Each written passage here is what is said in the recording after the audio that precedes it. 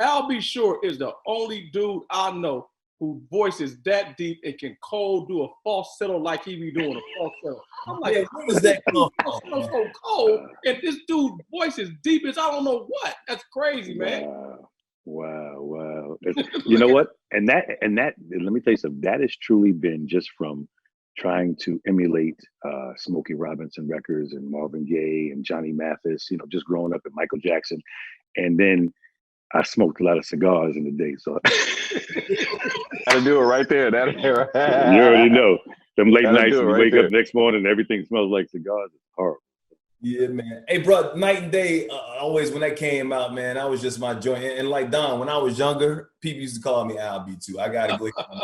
Really, I gotta admit, man, you know, I seriously, man, no diss, whatever. I used to actually try and shave right here to make that grow because I wanted to have a youth like Al B Short. Now, like you made women, that was sexy for women back then, man. I gotta give you and Christopher Williams. Back in the day, in the 80s, y'all were the pioneers of light-skinned brothers making it happen. Women looked at light-skinned brothers differently because you and Christopher Williams back in the 80s, bro. And I knew nothing about it because all I was the biggest Bobby Brown fan on planet Earth.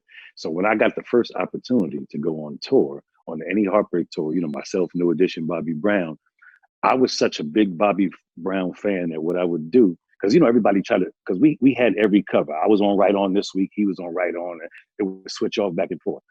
But people didn't realize because I was so enamored with his skill set related to entertaining. I used to, because this is something Michael Jackson said. So we would put the disguise on and the mustache and then put the hat on with the wig. And I would go sit right in the middle of the audience just to watch Bobby and then watch New Edition because I wanted to learn. I mean, that was kind of like my thing. Because listen, think about it, the year before, I'm this young kid from Money Earned in Mount Vernon in my room, watching the little TV with the hanger antenna on the back, and watching Ralph McDaniel's video music box, trying to emulate the New Edition steps, and just trying to be like, I wanted to be in the group, I wanted to be down with New Edition. So, and then all of a sudden next year, I'm at the Grammys and I'm at, I signed to Uptown Records and I'm with Andre Rell, and things just. Yeah, we definitely gonna get into that Uptown thing. Don, what kind of fan were you back in the 90s? What were you listening to back then? Ooh, man, the 90s, a lot of Boyz II Men, a lot of Guy, a lot of Jodeci. I don't know. R&B, it don't hit the same like it did in the 90s. Even the 80s, you know what I'm saying? And there was just so many different groups that came out that But Meech, it's that analog too, because everything's so digital and so like, but when the songs used to breathe, that's why Motown is so specifically amazing, because all of that analog and breathing is organic, with the music. I mean, I blame T-Pain. T-Pain messed up music for everybody. No, I'm serious. T-Pain was the first one. Dude. No. T-Pain was the first one that started turning up the volume on the auto-tune and making it a little bit more wet to where it became a style.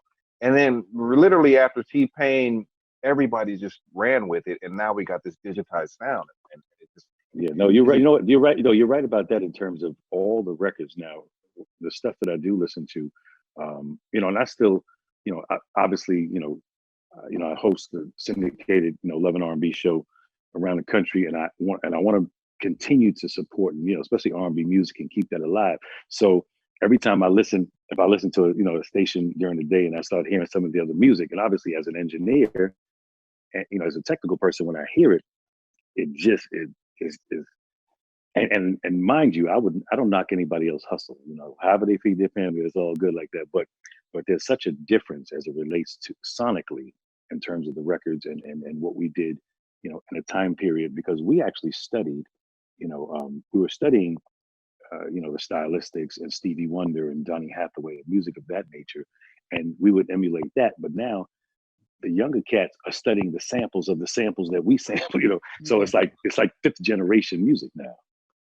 Hey, Don, as a radio personality, being on the radio, having to play this music when the radio program manager or director comes in and basically says you got to play some trash, what goes through your head as somebody's got to present this to the audience? Well, you know, you put lipstick on a pig, you know what I'm saying, and you dress it up the best way you can, and then you manipulate the playlist and say, okay, you know, if I play a trash record, I'm gonna try to follow it up with, you know, some dope R&B or something that complements it, so we get into a little groove.